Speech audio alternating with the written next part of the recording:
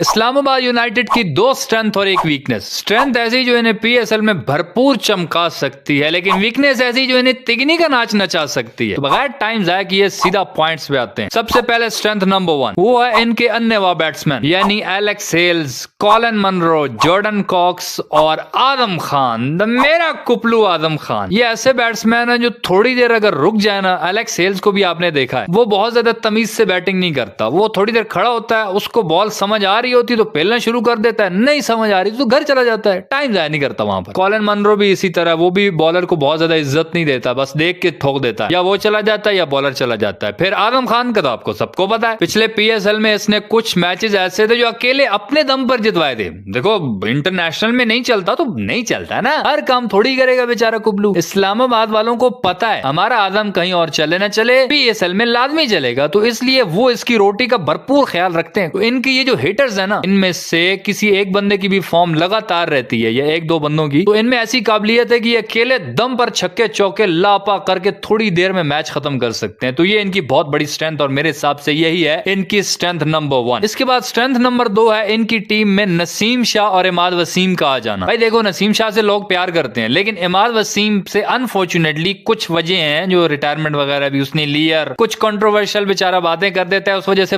फंस जाता है। लेकिन अगर उसकी परफॉर्मेंस पे बात करेंगे ना, तो पिछले साल आपने देखा होगा कराची की टीम में ये कैप्टन था और इसने अकेले दम पर ही टीम को चलाया था, बैटिंग में भी और बॉलिंग में भी, बाकियों ने कुछ भी खास नहीं उखाड़ा था। तो भाई इसकी परफॉर्मेंस पे कोई शक नहीं। पावर प्ले के शुरू के ओवर्स में भी आकर स्पिन बॉलिंग करके भाई बैट्समैनों को हैरान कर देता है। तो नसीम शाह और इमाद वसीम जब इस्लामाबाद की टीम में ये दोनों आए हैं ना, नसीम शाह का आपको पता है वो किस तरह का बॉलर और क्या कर सकता है, और फिर इमाद वसीम भी उसी तरह का बॉलर भी है और बैटिंग भी बहुत अच्छी कर लेता है। तो मेरे हिसाब से स्ट्रेंथ नंबर 2 इनकी यही है। ये तो दो स्ट्रेंथ थी, अब बात कर लेते हैं इनकी वीकनेस की। इनकी वीकनेस में भाई मुझे ये लगता है कि एक तो इनके पास जो बैट्समैन है वो ज्यादातर टुल्लेबाज हैं, कोई ट्रस्टेड बैट्समैन नहीं, और दूसरा इनके पास अच्छे बॉलर भी बहुत ज्यादा नहीं। ट्रस्टेड बैट्समैन इस तरह नहीं है जैसे मुल्तान के पास रिजवान है, उनको पता है कि एक मैच में नहीं चला, अगले मैच में ये ऐसा बंदा है, ये खड़ा होगा, टीम को संभालेगा भी, आखिर पे भी ले जाएगा, मैच जितवा देगा। पेशावर ज़ल्मी के पास बाबर आजम है, उनको पता है कि टीम फंसी होगी, ये बंदा खड़ा रहेगा, टीम को कहीं ना कहीं ले जाएगा, ये खेलेगा। तो ये थोड़े ट्रस्टेड बैट्समैन होते हैं। जो हिटर होते हैं ना, उनको कुछ पता नहीं होता, उनको ना अपनी होती है ना अगले की होती है, वो बस सर पे कफन बांध के आते हैं कि या तू नहीं तो या मैं नहीं। तो इस्लामाबाद वालों के पास मेरे ख्याल से इस दफा ये मसला होगा कि शायद अगर एलेक्स हेल्स, आजम खान इनकी फॉर्म ना रही तो फिर ये आएंगे और जाएंगे, बुजुर्गों वाली परंपरा लगेगी। इसका एक इनकी ये वीकनेस है। फिर इनकी बॉलिंग में जो सबसे बड़ा मसला है वो एक ये कि एक तो इन्होंने अबरार अहमद को छोड़ दिया, कोयटा को दे दिया, फिर शादाब खान की फॉर्म भी नहीं है। सबके सामने है कि शादाब खान की आजकल स्पिन बॉल ऐसी करता है, ऐसा स्विंग करवाता है कि सीधी फुल टॉस जाती है, आगे से छक्का दर्द। उस बेचारे की फॉर्म उस तरह की नहीं है। अगर इस्लामाबाद को धूम मचानी है तो शादाब को फॉर्म में आना पड़ेगा, नसीम शाह को विकेटें उड़ाना पड़ेगा, इमाद वसीम को रन्स बनाना पड़ेगा, आजम खान को ग्राउंड के बाहर छक्के लगाना पड़ेगा, अवाम को उठाना पड़ेगा, एलेक्स हेल्स को बॉलर्स की धज्जियां उड़ाना पड़ेगा,